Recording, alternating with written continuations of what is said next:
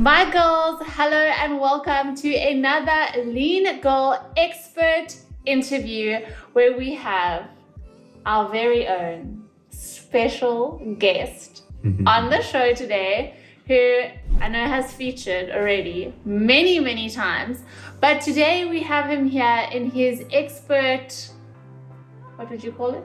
Capacity to share with us some amazing practical tools when it comes to overcoming the one thing that keeps holding us back, and that is our mindset.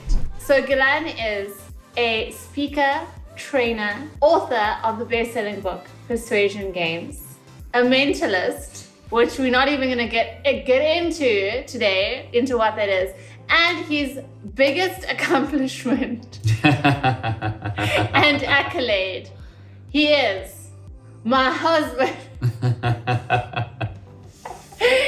So we are very happy and lucky to have him here to share with us some incredible tools that are going to help us to work on our mindset, on our motivation, and help us to stay consistent. Because we all struggle. We all human.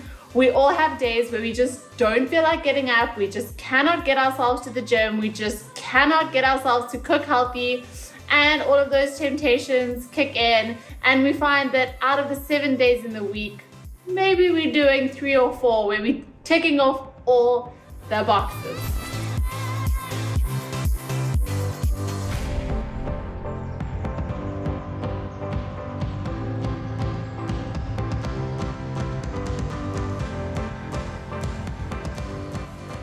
So maybe you can start off by just telling us why mindset is so important. And you obviously know from beginning to end, like what I do, right? So from your understanding, like why is mindset so key when it comes to getting lean, staying consistent? Well, thanks for having me on your amazing show and your platform.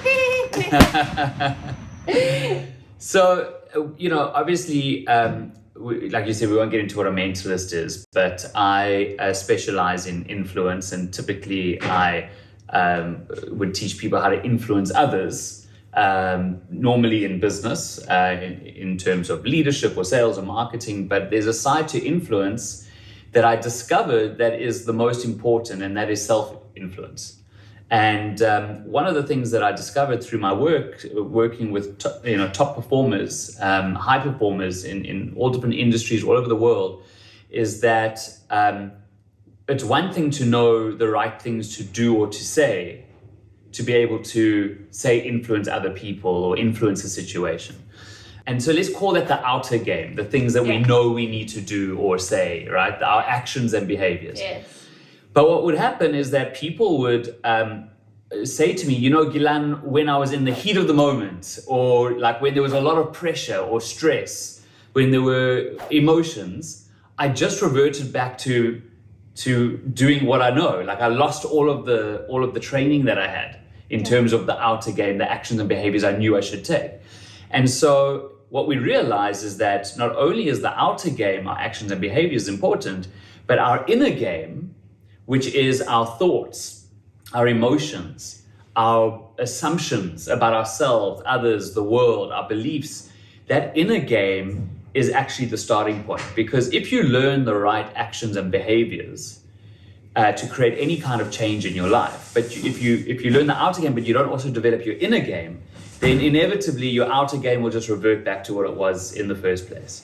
So when it comes to influencing yourself, influencing your health, your fitness, your physique, your life, unless you're also focusing on developing the inner game, which is what your mindset is, your mindset is really a set of beliefs and attitudes and thoughts and assumptions you have. And so our mindset, that inner game, is without it, our outer game will inevitably revert back to what it is in the first place. So it's the most important place to start. Well, that's why even through my programs, like I always weave in the mindset around it, because there's a huge difference between even knowing what to do. So even if you have all of the tools, all of the knowledge, to then like, how do I put that into action and how do I stay consistent with that action? So I guess one of the biggest questions that I'd love to be able for us to dive deeper in today is around sort of, I think a lot of us call it motivation, right? So we would call it motivation or we would call it discipline. And that's often where we struggle, right? We're along our fitness journey. Well, like so many of the girls, and I've experienced this myself, will say, even once I've got the knowledge, even once I know what to do, why are there still so many days where I'm not able to stay consistent, where when I wake up in the morning, I just don't want to get myself to gym. I just don't want to, if I see the donuts there, I just want to eat them all, forget all of my goals. And then obviously we're not consistent, and we know that the consistency is going to get us that result. So what I'd really love for you to share with us is maybe your definition of motivation. I know, obviously I know a lot of your work, and you talk about motivation in a unique way where it's self-influence, right? And there's almost like a formula to creating that influence, which is far better than any motivation, because we know motivation comes and goes, right? Some days we feel super motivated, we're like, cool, let's do it all. And then the next day we're like, shit, that motivation is nowhere to be seen. And then how do we get ourselves in action? So I know that was a very long, broad question. So where do you want to start? Okay, all right. So I'll start with the whole question of motivation, because a lot of people when they hear that I'm a coach and a speaker and a trainer, they say, "Oh, are you a motivational speaker?" And the truth is that we motivate ourselves, right? And I'm not a motivational speaker as in like rah rah rah, you can do it, but it's more like, here's how you can do it. So I always think that it's one thing to like get a burst of inspiration. And I think that there's a place for that. It can catalyze us getting into action. But unless we actually know how to motivate ourselves in times where most people's motivation would die, then we're not going to get that consistency. And so, that spurt of motivation is great because it creates awareness. And so often it can create like an event, like listening to a podcast or a video or attending a live event or reading a book. These are considered events, and events give us awareness and can challenge us to want to change. But we need to actually engage in a process. We need to actually get into action for us to create change in our lives. And so that's the good news and the bad news, because engaging in a process means there has to be some kind of discipline, some kind of consistency. So I think that motivation can be the start, but it's self-influence that will keep us going. How do you define self-influence? Self-influence is the ability to influence yourself, let's say in the context of motivation. So it's to influence yourself to stay motivated when your motivation dies, or at times where most people's motivation would die. And self-influence is a skill that you develop, and it comes through certain ways of behaving, certain actions that you take. So what my belief is when it comes to motivation is that most people's motivation dies when they no longer believe that they are able to achieve their exciting goal that they had, or that they're no longer on track to achieve the goal that they... Because I think that's true. Like a lot of people, like if they don't see results, and they don't see results like super fast, then that's always like a moment where they're like, oh, now I'm feeling so demotivated. Like I don't want to carry on anymore. I just want to throw in the towel. Whereas in the opposite, like when people are seeing results and then they feel more and more motivated. But it's when they're not seeing results where they need the consistency to being increased. So it's kind of a catch-22 situation. Yeah, totally. So, there are certain things that we need to be doing that even if we don't see results immediately, because we've all heard about delayed gratification, that we can still see evidence within ourselves. Because that's what results is. Results is evidence, right? And so the best, most effective or convincing belief systems are ones that are evidence-based, right? In any context. Now, of course, evidence can be subjective. Some people might see evidence in something whereas other people don't. But the best evidence is in our behavior. So if we know that we're doing the right things and we've got confidence in that and we're doing them consistently, and when we fall off the wagon, we also have the tools and the ability to get back on track. And so we start to build that confidence in ourselves, and we maintain our belief that we're on track to achieve that goal. And that belief keeps us feeling motivated. Because here's the thing, if you no longer believe, if you have a goal, something, you got an idea in your mind of your fittest, healthiest, sexiest self, right? Body. But let's apply this to any goal in life, because I'm sure that we can all relate to at least one goal in our life, in any sphere of our life. If you've got a goal that you've set for yourself, say at the beginning of the year, right? And at the time, you got high motivation because you can actually see in your mind, you've got the plan, you can see how you're going to achieve that goal. As time goes by, if you no longer think that you're on track and if you no longer believe that you're able to achieve it, it actually becomes quite painful to think of that goal. Because who wants to go through the pain of thinking of a goal, something that you so badly want, but that you don't think you can get? Yeah. So we actually start focusing on other things that are easier to focus on, like excuses.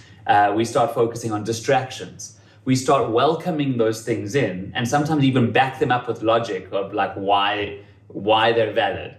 And we do that because we're kind of filling the place of where that goal once used to be, and we're making ourselves feel better about not being on track to achieve it. So we become distracted, we find excuses.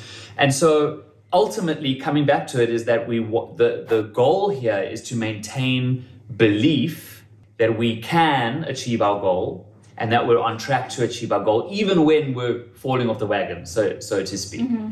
And so that's where self-influence comes in, is that there's specifically 3 questions that your mind is asking of yourself, that if you answer them positively in your mind, then you're developing the self-influence and the high level of belief and therefore high level of motivation and energy and focus to remain on track. So this is essentially how you create self-influence.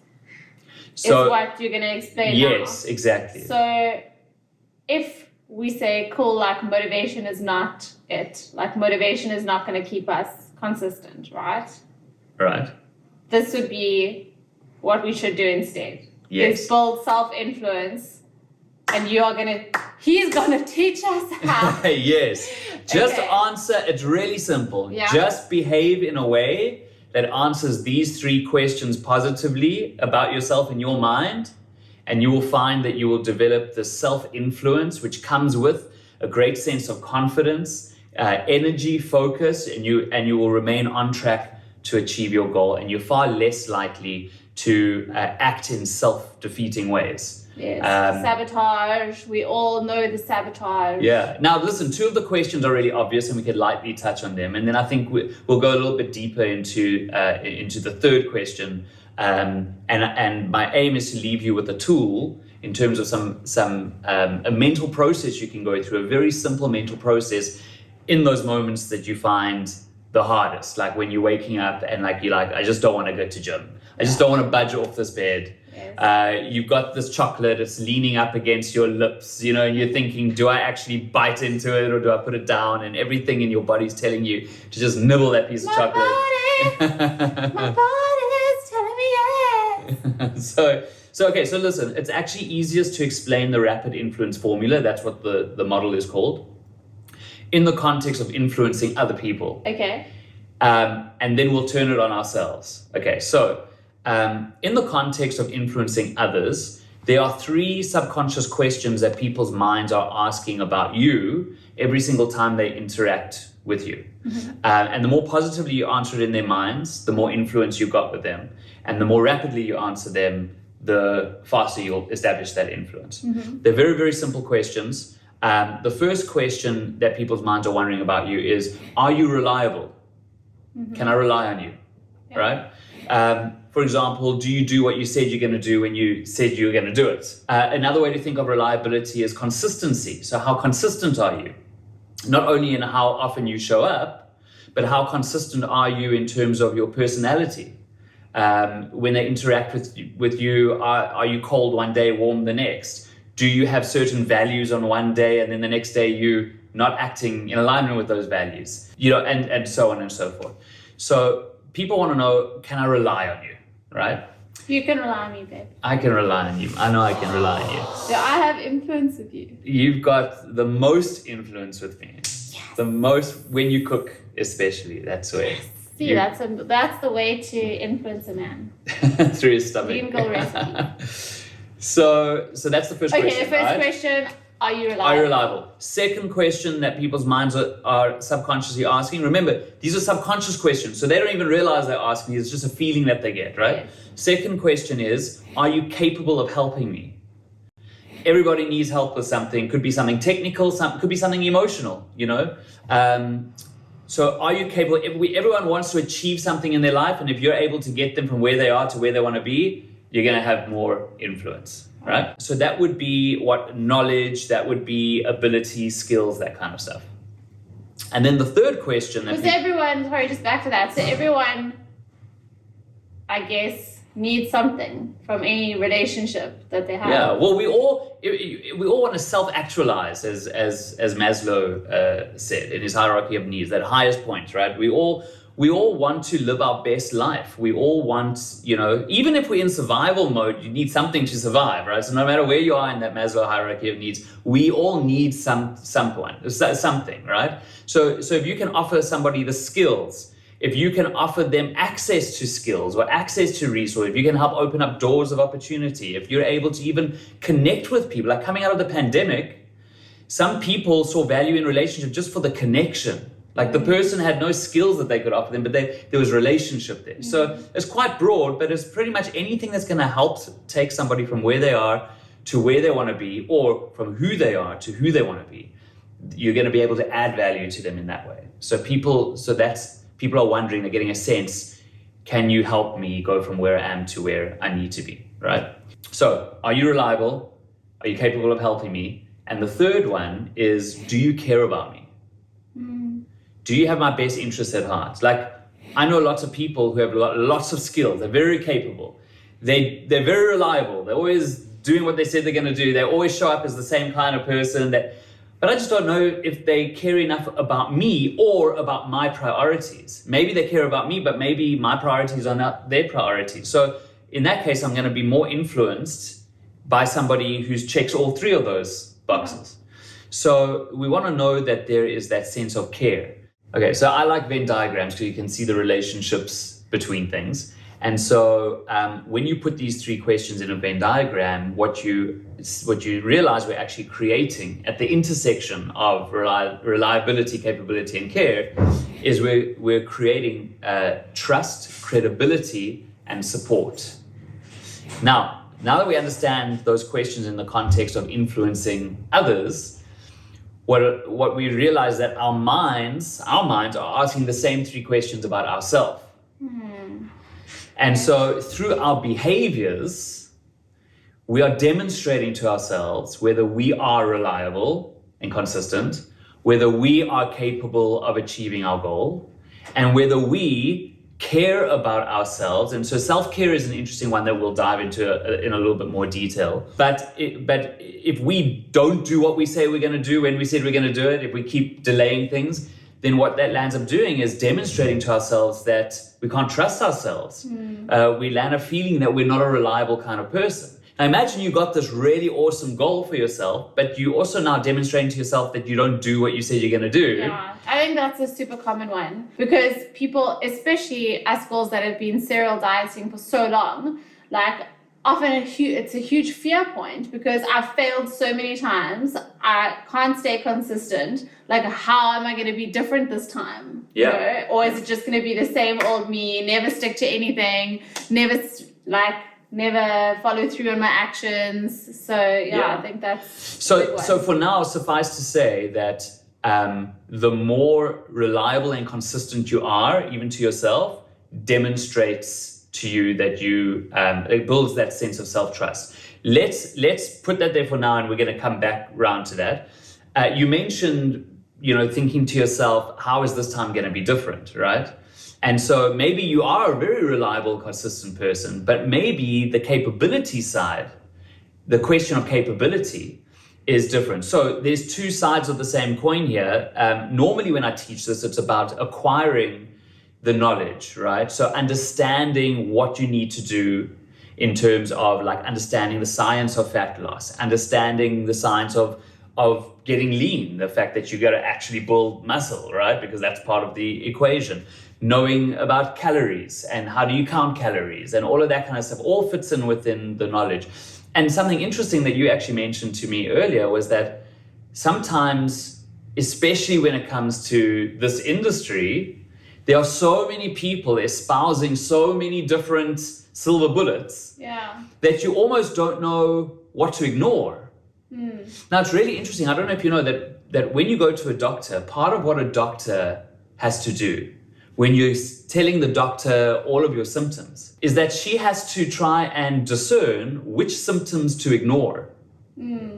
So she's trained to be able to pick up what is relevant or not, right? And so in a sense, when it comes to understanding the science of fat loss, there's so many different things out there saying that you got to do this and that, all these fad diets that all want you to believe in this one silver bullet. And so you have to actually become good at knowing what to ignore, like what's actually not true. And that's actually what I try and teach. That's why I created the Lean Body Lab at the end of the day, to really simplify it and be like, what do you really need to know? Like, because there is so much. And it's like, but what are the things that really make a difference? And if you put all your efforts into that one thing, you will be cool, Also, like going into too much detail, people, when you confuse us, you lose us, then we just end up not doing anything because we're like, I don't know if we should do this or this or this or this. So I think having total clarity on what to do. Totally. Yeah. So when it comes to that question of capability, you'll have a lot more self-influence. You'll have a lot more confidence. Your belief will be much higher that you can achieve your goal if A, you know what to do, and if B, you also know what not to do, right? And so that's really important. And so let's just, for the remainder of this conversation, let's just assume that the capability side is taken care of. They've been on the Lean Body Lab, they follow you, they, everybody knows exactly what to do and what not to do. We'll take that as a given, right? Why do we still not do it? So now let's look at this very special kind of relationship between consistency and reliability and self-care. And now, so self-care is a really, really interesting one, because self-care is, firstly, if there's something that we want to achieve and we don't believe in ourselves, and if there's some big goal that you want, and for some reason in your life you are like your biggest critic and you're telling yourself how you'll never ever achieve it, you will always find ways to self-sabotage. You'll always find ways to make that a self-fulfilling prophecy. So that's the first thing about self-care. Well, right? I love that quote. If you believe you can or you believe you can't, you're probably right. Totally. So yeah. Totally. Like and because we also gravitate towards what feels familiar. So, when I'm working with, if I'm coaching top entrepreneurs who have built like a really successful business, they're used to being the underdog. They're used to fighting for success, right? And so what happens that when their business is suddenly really successful, it actually feels weirdly uncomfortable for them because they're used to fighting and always being in struggle. And so then they land up making some decision like opening up a whole new business or opening up a whole new division. They put themselves back under stress because they're actually not sure they feel better even when they're under stress and pressure, because that's just what they know, right? And so it's part of their identity. And so, if always struggling with your weight is part of your identity, you got to be careful about that, because you're going to always be making these drastic decisions to try and get back to that familiar feeling of always being in struggle, as opposed to taking confident steps in the right direction and seeing results over time. No, you're like a lot of people just gravitate towards being in huge struggle. They feel like they're taking drastic action. Like the more extreme, the better, because that's what they know. That's what they feel like, okay, I'm doing something. Meanwhile, we know that always ends up looping back around. Yeah, exactly. Okay, so that is self-care in the sense that you want to be your biggest cheerleader, not your biggest critic, right? The other part of self-care is that when people hear terms like self-care, they think that it's about having a bubble bath and, going to the spa for a massage, and while all these things are lovely and you definitely deserve to treat yourself, Treat yourself. What self-care really is it's a practice it's a practice in which you're creating a mindset for yourself. Because where do we live our lives? In our minds, right? So I forget who said, we spend most of our time in our minds, so we may as well make it a really beautiful place to be, Yeah. And so self-care practice is about creating a mindset. It's about learning how to manage our thoughts and our emotions and our beliefs and creating a really, really beautiful place in our mind where we can be able to spend our time. And it is really difficult, especially when we've got that initial motivation, and if we start finding that we're losing that consistency, where we're wanting to develop certain habits and now maybe we're eating all of those chocolates, and we're not going to gym or having those donuts. And it's really, really easy at that point to start shaming ourselves. Now, it's really, really, really... A lot of guilt and shame. It's horrible to live in a mind that's constantly full of shame, And so there's this really, really fine line between guilt and shame. And Brené Brown speaks a lot about this. Shame is where we're attacking ourselves, our own sense of character. And usually it starts with something like, I'm this or I'm not that, like I'm so unreliable and, I'm just a really shit person because I just never do what I say I'm going to do. I keep letting myself down, So the moment we start doing that, we are attacking our own character, right? And our own value as a person. We're shaming ourselves. Whereas guilt, on the other hand, can be used really positively. What? I say don't be guilty.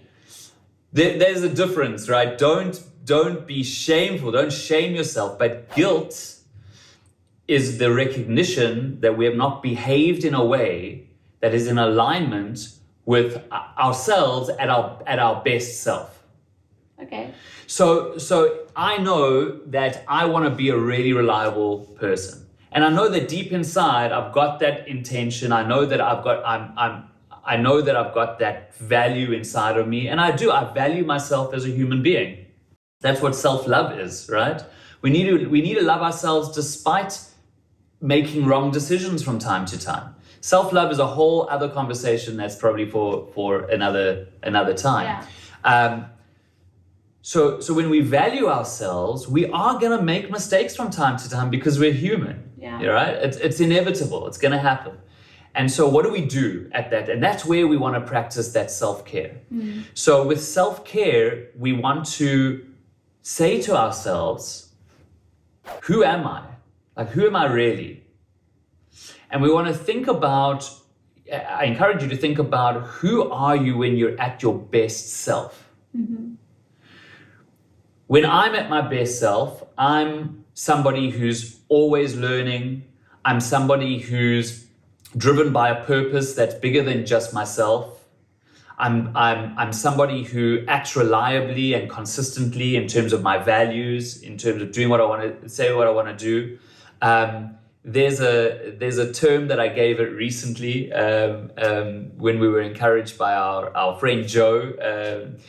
And I call it the disciplined monk, I'm disciplined and the monk is the side of me that's very grounded and equanimous, and it's really aspirational because I'm not always equanimous. Sometimes my emotions are up, sometimes they're down, sometimes I'm seeing things as drastic, whereas equanimity is about almost having a sense of total like balance, like when something bad happens, I'm not so disturbed. When something good happens, I'm not like overly carried away by that either. I've got like a little bit more balance in my life. Yeah. So sorry, I just want to stop you there. So this is where I kind of want to make it practical. Yes. Because obviously everything that we've been speaking about now, I'm sure that the girls will totally relate to this.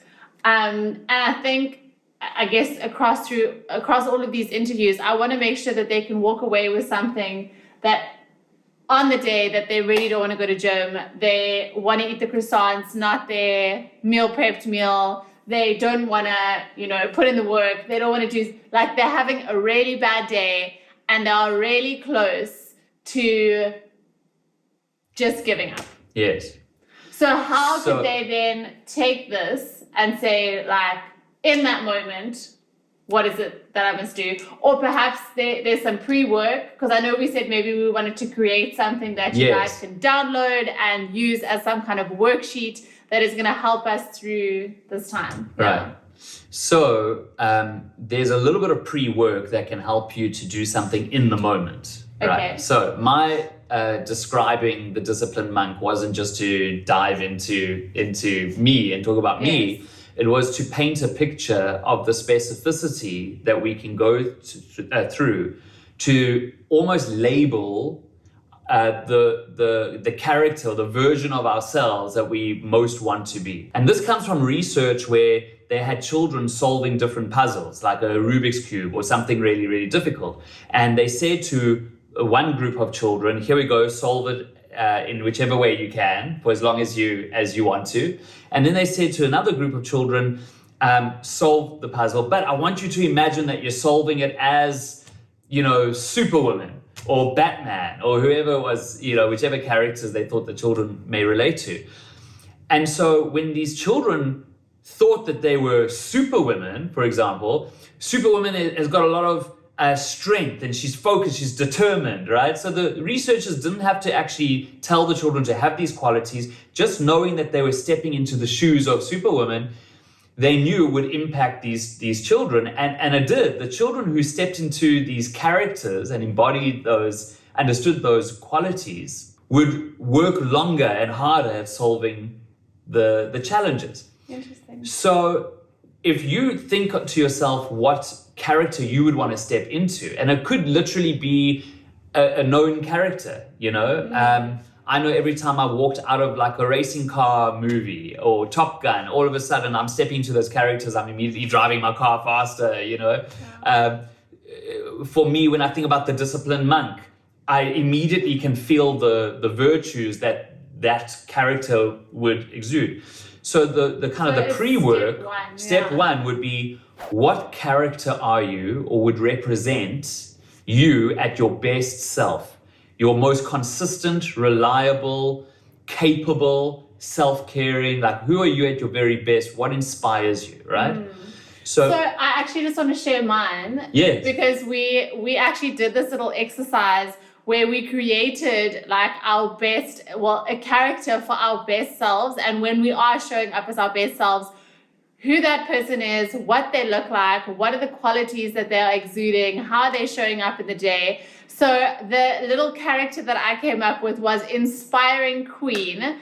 And so for me, that is how I want to show up each day. I want to show up as my best self. And the qualities that she exudes is confidence, reliability, consistency. And so I actually built out a whole profile on who this person is. And I think it's just such a beautiful exercise to have this ideal self and always in those moments of weakness be able to be like, would Inspiring Queen be eating 12 donuts? She probably would not.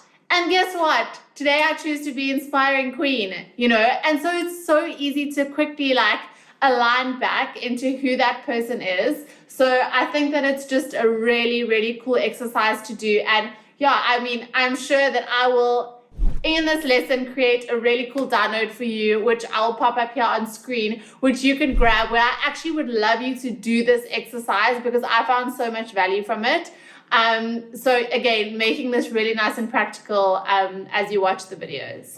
So once you created that character in your mind, you would then say to yourselves, and I'm sure the download will help with this, what are the virtues or what are the values that this character would espouse, right? Yes. And then what are the behaviors that are associated with it? So, this is one of the things when I work with companies, they often have their purpose, mission, their values. And so they've got their values like written up against the wall, but they've never operationalized those values, meaning they've never said to their employees, okay, the value is honesty. This is what honesty looks like in the workplace. When this type of scenario happens, this is how we behave. When we need to make this decision or this decision when we're at a crossroads, this is the decision this is the road that we go past. So to actually take them and turn them into behaviors. And so once you know what that character is, the kind of values that you have when you're at your best, the way that would show up in terms of the decision. So when you're feeling like, should I have that cheat meal or not? Or like over cheat on it, what would that character do? Once we've got that figured out, when you're in the moment, you just need to ask yourself 2 questions. And this actually comes from teachings on conflict management, right?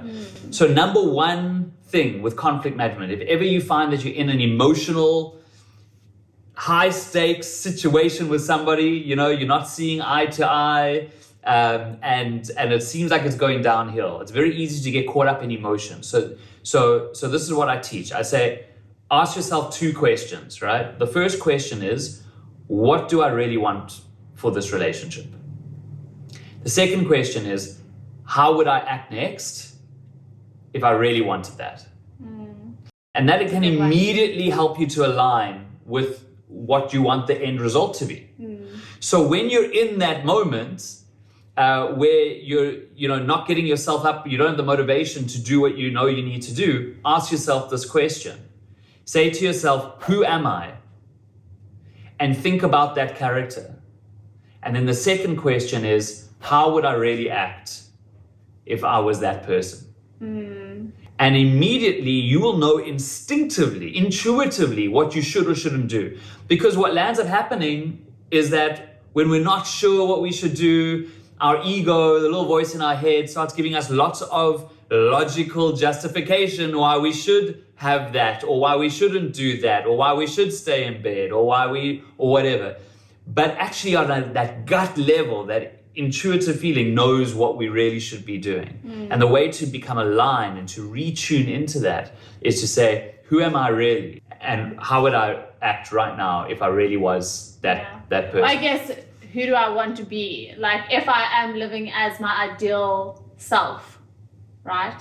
That's the question. I don't even think it's who do I want to be. I think we need to already understand that we already embody those qualities. It's the real question is, am I going to display them now? So I think that having that character in mind is not saying necessarily I'm not like that, but I want to be. It's about saying this is a representation of who I am when I'm at my best. But the operative thing is who I am. You are already like that. It's just sometimes we get in our own way and we are not behaving in a way that's in alignment with that version of ourselves. So how do we get back in alignment with that version of ourselves? Okay, so the 2 questions are, who am I? Who am I? How would I really act? I am inspiring queen. And how would I really act? How would I act now if I was that person? Or if I am that person? If I am that person. And it's making the assumption that you need to know that you are that person. You are that character. And so what happens is there's an interesting relationship between that reliability and consistency question and the self-care, because also they're mutually reinforcing. So when we feel great about ourselves, we behave in ways that are more reliable and consistent, which further feeds into us feeling that way. So we just got to get that going. And so sometimes having that initial motivation is great, but we got to be tracking, because what gets measured gets done. What gets measured gets improved. We should be tracking ourselves every single day. So how do you do that? Every day, track what you eat, track the calories, know what you're what you need to eat in that day. I remember when I got my very first personal trainer many, many, many years ago, he said to me, Gilan, one of the biggest enemies of eating right is not knowing where your next meal is coming from. Amen, hallelujah. So he needed the kitchen coach. Exactly. if you're going to wake up, if it's lunchtime and you don't know where your meal's coming from, guess what? You're ordering that fast food because that's the only option you've got, and you're hungry now, and we make bad decisions when we're starving, right? Right. So get those kinds of things in place. So like automate as much as you can in your life so that you can take that guesswork out of it, the decision making, and it's just happening, right? In terms of capability, learn what you need to learn. On a daily basis, maybe you're going to watch a video, watch something that's going to help you to know what to do or what not to do. And then every single day, revisit and recommit.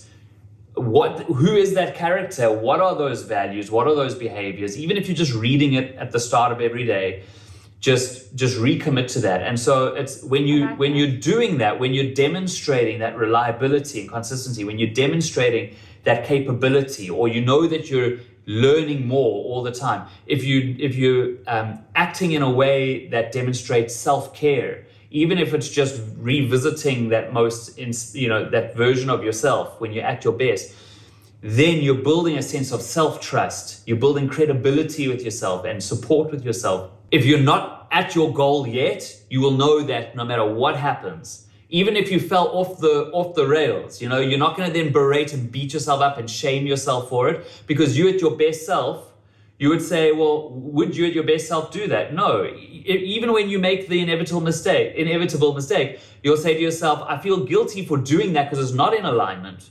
And then just change it, because what guilt does is that it helps us to change.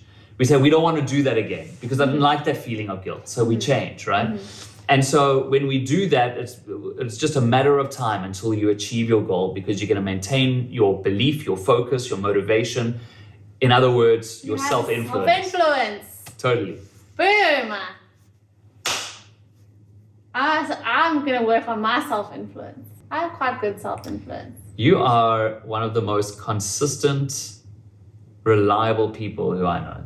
So, yeah, that's why I married you, because consistently my meals are just unbelievable. Well, there's a couple experimental ones. We won't talk about. And I will be reliably honest when you ask me to taste your food. He's always very, very honest. Very, very honest. So I love that, and I think I love that it's also practical. And so I will create a download, which you'll find in this video, which is going to help you to create your best self character, I guess. That's what we're going to call it, your best self character, so that you can start showing up as her every single day. And also in those moments of weakness, which, as G said, we all have them, we're all human, they are going to happen. Like, you would not be human, you would not be normal if they didn't. That's why I never say don't make mistakes, don't eat something perhaps you should. As long as you get up, you get back on that horse, you will keep on making progress, you will keep on being consistent, and you will get to those goals. So I think that was awesome. I feel like that was a great, new, interesting way to look at motivation and how we actually should be working on self-influence and how we can answer those 3 questions about ourselves. So, am I reliable? Am I capable? And do I care about myself? And then in those moments of weakness, asking those 2 questions. So, who is it that I want to be? Well, what is it? Who am I? Who am I? If I were going to be showing up as my best self, and how would I act if that was true? So I'm going to put all of this in a really cool summary for you in the download, because I know that you are going to want to refer back to it and use it. And a big thank you to Mr. G. Pleasure. For sharing those awesome insights. Leave us some comments, questions, anything down below. I will get my trusty expert to answer all of them for us. So I really hope that you guys enjoyed the video. If you did, please give it a thumbs up, leave us some comments, leave us some love, let us know what you enjoyed most, and I will see you guys back here on the Lean Girl YouTube channel with no guest there will not be another guest that will be as sexy. I'm sorry, this is the best that you're gonna get. Love you all. Mwah. Bye.